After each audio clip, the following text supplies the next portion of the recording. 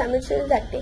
मी इयत्ता 8वी तुकडी ड यावर शिकत आहे। तर मी आज गुरुपौर्णिमेचे 2 शब्द बोलणार आहे, तर ते तुम्ही ऐकावे ती माझी नम्र विनंती।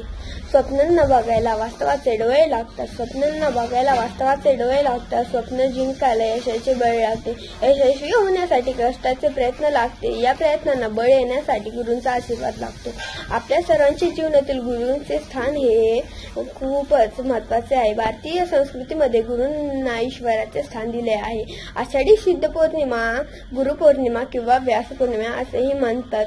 ज्या गुरूंनी आपल्याला व्यक्तिमत्व घडायचे, गुरुप्रती आदर कृतज्ञता व्यक्तिमत्व करण्याचा दिवस म्हणजे गुरुपौर्णिमा होय।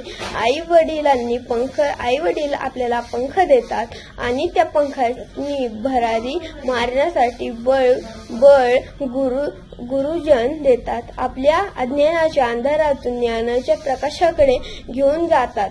शिष्याच्या मनातील गोंधळ दूर करण्यासाठी आणि सकारात्मकता दिशा दाखवण्यासाठी गुरुच असणारे खरे मित्र। नमस्कार मित्रांनो, मी 2 शब्द बोलून आपले गुरुपौर्णिमाचे हे भाषण इथेच थांबत आहे, तर धन्यवाद।